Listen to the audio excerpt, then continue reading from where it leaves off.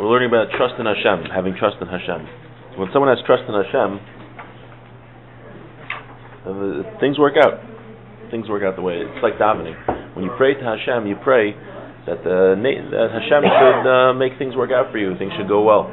The same thing when you have trust in Hashem. You believe that really, whatever I do is not going to make a difference. At the end of the day, God is in control. The only thing we have control of in our lives is if we want to choose to do the right thing or the wrong thing. Right. All right? But everything else, it's really out of our control. Even though we work for a living,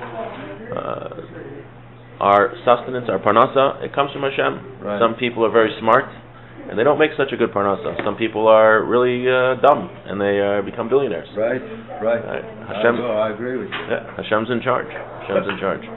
So I saw from the Vilna Gaon that not only does having bitachon mean that things are going to work out, but even just learning this sefer, he says, there's a Masorah from the Vilna Gaon, that even just learning the sefer is a segula that things will work out. Just studying this book. Obviously, it's better to actually, we're learning the information, but applying it to our lives is all the more important. It's actually, last week we had the pasuk.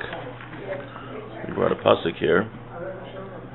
It says, Imlo Shavisi, is on page 42. Imlo Shavisi v'daimamti nafshi kigamul alai imo kigamul alai nafshi. David HaMelech, King David says, I swear that I quieted my soul. And he says, like a nursing infant, like a baby at his mother's side, I'm like that baby is my neshama. Meaning, just like a baby has total trust in his mother, he's not afraid. The baby's not afraid. His mother's there. His mother provides for everything. So too, Hashem provides for us like we're a baby. We're the baby, and Hashem is taking care of us. We shouldn't be afraid at all, because just like a mother has total reliance, just like a baby has total reliance on its mother, so too we have total reliance on Hashem.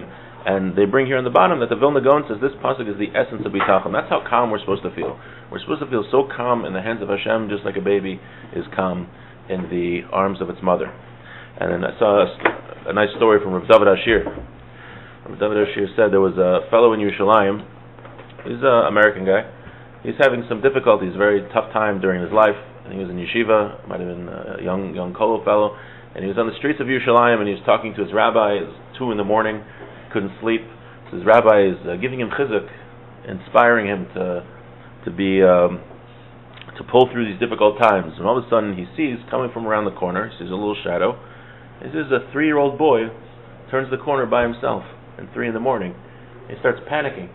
He says, "What kind of parents let their kid go out at 3 a.m. by himself? It's nuts." And then he waits a second, and he sees the parents turn the corner right after. And he realizes that that's what he's like. Hashem is always watching us. We think that we're walking in a dark alley by ourselves, but really Hashem is right behind us, watching us the whole time. And he said when he saw that, it calmed him, because he realized that even though he's going through a difficult time, he's going through a tough time, he realized that that Hashem is watching over him, and he's protecting him even in those difficult times. So I just saw something very very interesting. The bracha, this is from Rav Melech Biederman. I said this over on Thursday. So if you're Thursday, Menashe, you probably heard this already. The bracha hatov v'meitiv, the 4th bracha that we make in benching. Right? That was instituted by the rabbis because there was a city called Beitar, where there were a lot of Jewish people. Some say that there were millions of Jews killed. It was shortly after the destruction of the temple, a few decades after, and I believe it was the reign of Hadrian. And they didn't let the Jewish people bury the ones that were murdered. And one day they finally let the corpse didn't rot, and one day they finally let the Jews bury the people that were killed. And because of that good thing, because of that very great thing, the rabbis instituted this bracha, this blessing of Hatov HaMeitiv, that thanking Hashem for His goodness. So Melech Biederman has a very simple question. It's a very nice thing that happened, that we're able to bury the dead. But you have to make a whole bracha in benching for that. I mean, let's look through Jewish history. There was something called Purim that happened. We're almost all destroyed. There was something called Hanukkah that happened. Why didn't we add blessings in benching because of those things? Why specifically for burying the dead of Beitar do we add a blessing? Very obvious question. I never thought about this before. So he writes, specifically because this was a time of wrath. Hashem was punishing the Jewish people. This was right after the destruction of the temple. There was a Midas Hadin. The Jewish people were being punished for their sins, and it was a very, very serious time.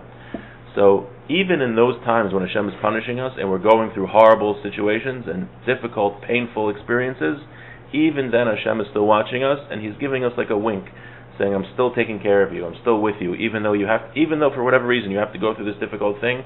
Maybe you have to clean off some sins, maybe you need to grow in certain areas, maybe you're a Gilgal, whatever it is, whatever the reason is, we're not going to know, unless you're a prophet. I'm not. Then, even during those times, Hashem still is watching us and is still taking care of us. To drive home that message, Rav Melech Biederman says, that's why specifically for the people that were killed in Beitar when they were buried, that this chesed came at the time of wrath. That's why the Chazal instituted this fourth bracha. Okay, let's start. We're now on chapter 1. So, you came right at the beginning. We just finished the introduction, now it's chapter 1. Page 46. 46. Mahus habitachon. The essence of trust in Hashem, menuchas nefesh habateach, is the serenity of the one who has trust. V'shia libo samach al mi shebatach alav, shi'asa hatov v'hanachon lo be'inyan asher yiftach alav. That the person who is having trust, he puts all of his trust in the being that he is trusting. And that the one that he's trusting in is going to do what's good for him. The one that he's trusting in will do everything that he can to provide for him, according to his ability. Now, what's the main thing of bitachon? That if you don't have it, it's not bitachon. That your heart should be trustful. That the person you're trusting in is going to fulfill what he says. And he's going to do what he pledged. Now, that's one thing. So the first thing that in bitachon is that a person trusts that the being, or the one, in our case Hashem, is going to fulfill what he said. And that's true. Hashem promises that everyone's going to have a parnasa, everyone's going to have a livelihood to be able to sustain himself. Now, Hashem doesn't promise that we're all going to be millionaires, but He promised we'll have food, we'll have what we need. So, we trust in Hashem because He promises, and He's going to fulfill what He promised. That's one thing. That was another thing.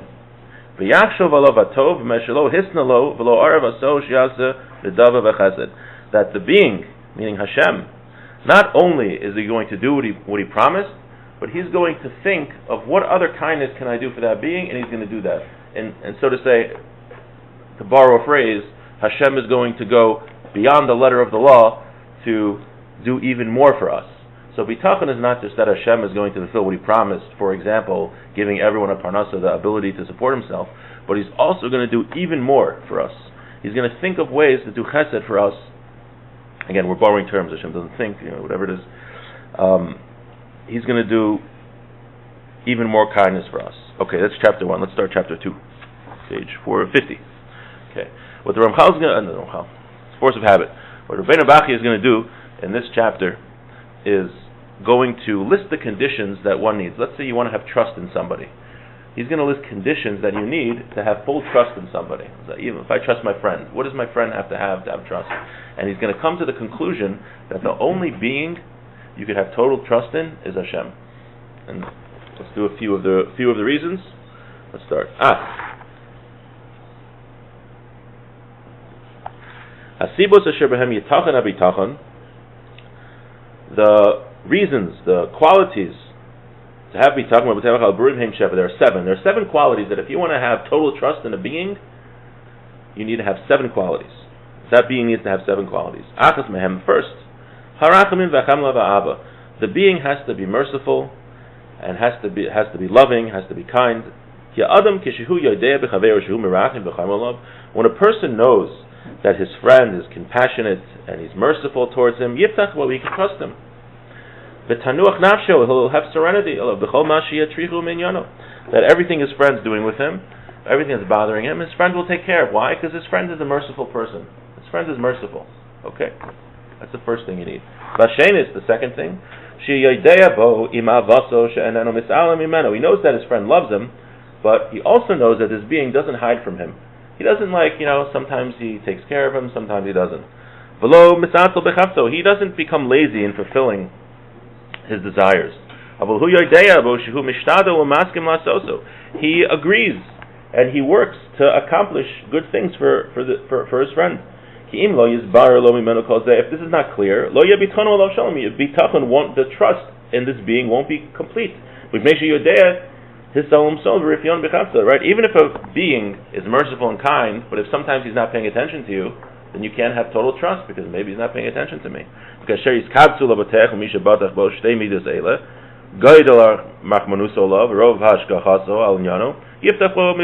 when a being has these two things, that he's merciful and he's merciful and he's not distracted from carrying out things for him, you could have bitachon for him. Let's do one more.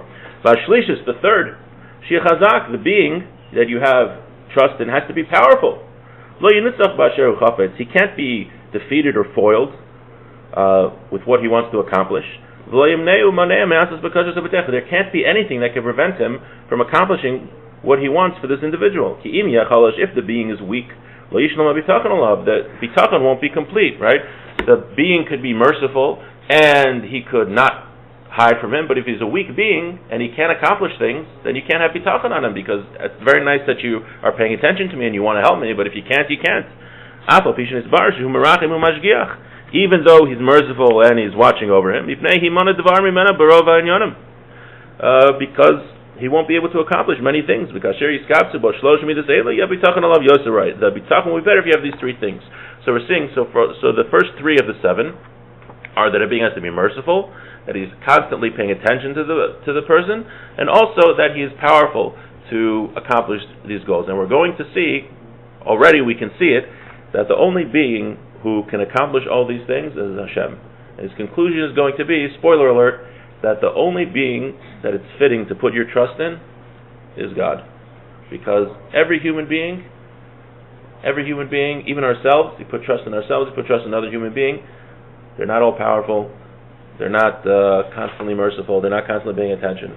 So we're going to learn these other things, and Meretz Hashem, learn how to put our total trust in Hashem.